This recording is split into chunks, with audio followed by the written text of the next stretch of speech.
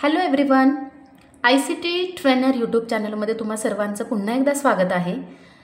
आपण डॉक्युमेंट कशा पद्धतीने सेव्ह करू शकतो हे तर पाहिलेलंच आहे. पण आता तुम्ही हा PC ओपन केलेला आहे आणि तुम्हाला जे तुम्ही काल एखादं डॉक्युमेंट सेव्ह केलेलं असेल त्याच डॉक्युमेंटमध्ये तुम्हाला कंटिन्यू इन्फॉर्मेशन टाईप करायची आहे, नवीन डॉक्युमेंटमध्ये नाही. जे की तुम्ही डॉक्युमेंट ऑलरेडी सेव्ह केलेलं आहे त्याच फाईलमध्ये तुम्हाला नेक्स्ट इन्फॉर्मेशन टाईप करायची आहे. तर ऑलरेडी मी तुम्हाला म्हटलं की तुम्ही ती फाईल कोणत्या ड्राईव्हमध्ये सेव्ह केली हे तुम्हाला लक्षात आलं पाहिजे. आता मी काल माझी फाईल D ड्राईव्हमध्ये सेव्ह केलेली आहे. सो मी आता काय करणार, इथे धिस PCवरती डबल क्लिक करते. ज्या वेळेला तुम्ही धिस PCवरती डबल क्लिक कराल त्यावेळेला ही विंडो ओपन होईल. आता याच्यामध्ये तुम्हाला तर माहितीच आहे की मी माझी फाईल D ड्राईव्हमध्ये सेव्ह केलेली आहे. सो मी या D ड्राईव्हवरती पुन्हा डबल क्लिक करते. लोकल डिस्क D म्हणजे हा माझा D ड्राईव्ह आहे. डबल क्लिक केलं.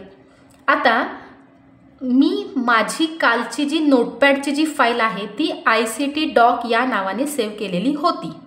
आता याच फाईलवरती मी डबल क्लिक करते. हे पहा, हे मी माझी फाईल सेव्ह करताना हे सेंटेन्स मी टाईप केलेलं होतं आणि ही फाईल सेव्ह केलेली होती. तर मी ओपन कशी केली, मी D ड्राईव्ह ओपन केला, धिस PCमधून D ड्राईव्ह ओपन केला आणि त्याच्याचमध्ये माझ्या नावाची मी ज्या नावाने फाईल सेव्ह केलेली होती त्या फाईलवरती डबल क्लिक केलं आणि ही माझी फाईल ओपन झाली. आता हा झाला फर्स्ट वे की तुम्ही सेव्ह केलेली फाईल कशा पद्धतीने ओपन करू शकता. अजून सेकंड वे आहे, तो मी तुम्हाला सांगते. मी हे क्लोज करते, हेही क्लोज करते. आता मी कशामध्ये फाईल तयार केली आहे, नोटपॅडमध्ये मी माझं टायपिंग केलेलं होतं. वर्डपॅड नाही, वर्ड पण नाही, नोटपॅडमध्ये. सो मी सर्चमध्ये जाऊन नोटपॅड ओपन करते. हे पहा, हे नोटपॅड ओपन केल्यानंतर ही तर लिस्ट तुम्हाला दिसतेच आहे, पण त्याबरोबर रिसेंटली आपण कोणती फाईल क्रिएट केलेली आहे, कोणती फाईल सेव्ह केलेली आहे त्याच्यामध्ये हे रिसेंटली डॉक्युमेंट ICT डॉक ही फाईल आपल्याला दिसून येते. म्हणजे तुम्ही इथूनही फाईल ही ओपन करू शकता. हा झाला सेकंड वे की तुम्ही कशा पद्धतीने सेव्ह केलेली फाईल ओपन करू शकता. नोटपॅड टाईप केल्यानंतर सर्च बॉक्समध्ये नोटपॅडच्या बाजूलाच राईट हँड साईडमध्ये आपण जी फाईल सेव्ह केलेली आहे नोटपॅडची त्याची नावं दिसतात. मग त्याच्यातून आपली फाईल आपण डबल क्लिक करून ओपन करायची आहे. आता थर्ड वे की आपण ती सेव्ह केलेली फाईल कशा पद्धतीने ओपन करू शकतो. आता हे मी पुन्हा क्लोज करते. इथे सर्च बॉक्समध्ये नोटपॅड टाईप करते. एकतर सेकंड वे मी सांगितला की नोटपॅड इथून या ऑप्शनवरती क्लिक केल्यानंतर तुम्ही तुमची रिसेंटली फाईल ओपन करू शकता. आता मी पुन्हा ब्लँक नोटपॅड ओपन करते. थर्ड वे मी सांगत आहे.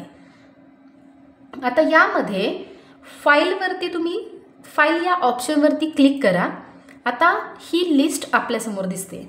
आता यामधून तुम्हाला ओपन हा ऑप्शन सिलेक्ट करायचा आहे. कोणता ऑप्शन, ओपन. आता ज्या वेळेला मी ओपन हा ऑप्शन सिलेक्ट करेन त्यावेळेला हे पहा, इथे C drive, D drive, E drive, F drive अशा ड्राईव्हची नावं दिसत आहेत. बाय डिफॉल्ट जर E ड्राईव्ह असेल तर या E ड्राईव्हमध्ये तर तुम्ही तुमची फाईल सेव्ह केलेली नाही, तुम्ही तुमची फाईल D ड्राईव्हमध्ये सेव्ह केली होती. सो तुम्ही D ड्राईव्ह सिलेक्ट करा आणि त्याचबरोबर इथे त्या D ड्राईव्हमध्ये अवेलेबल असणाऱ्या सगळ्या फाईल्स, सगळे डॉक्युमेंट्स आपल्याला इथं दिसतील. आता यामध्ये हे पहा ICT डॉक, याच्यावरती क्लिक करा आणि इथे ओपन ऑप्शन आहे, या ओपन ऑप्शनवरती क्लिक करा. बरोबर तुम्ही जी फाईल काल सेव्ह केली होती ती फाईल ओपन होईल. आलं लक्षात? सेव्ह केलेली फाईल आपण ओपन कशा पद्धतीने करू शकतो. आता याच इन्फॉर्मेशनमध्ये तुम्हाला नेक्स्ट कंटिन्यू काही सेंटेन्सेस ॲड करायचे असतील तर तुम्ही ते ॲड करू शकता आणि तुम्ही ती सेव्ह करून उद्या पुन्हा एखादी इन्फॉर्मेशन तुम्हाला याच सेम डॉक्युमेंटमध्ये टाईप करायची असेल तर ती तुम्ही पुन्हा टाईप करू शकता. आता मी काय म्हणेन की keep connected with this channel. Yes, keep connected with this channel. Okay, आता मी ही सेव्ह करते, फाईल सेव्ह, क्लोज करते. ठीक आहे. आता तुम्ही ही सेम फाईल तुमच्या PCमध्ये तयार करा आणि ती ओपन करून चेक करा की आपल्याला ती फाईल, सेव्ह केलेली फाईल ओपन करता येते का. व्हिडिओ कसा वाटला हे कमेंट करून कळवा, लाईक करा, व्हिडिओ शेअर करा आणि तुम्ही जर ह्या चॅनेलवरती नवीन असाल तर ICT ट्रेनर या यूट्यूब चॅनलला सबस्क्राईब करायला विसरू नका. थँक्यू.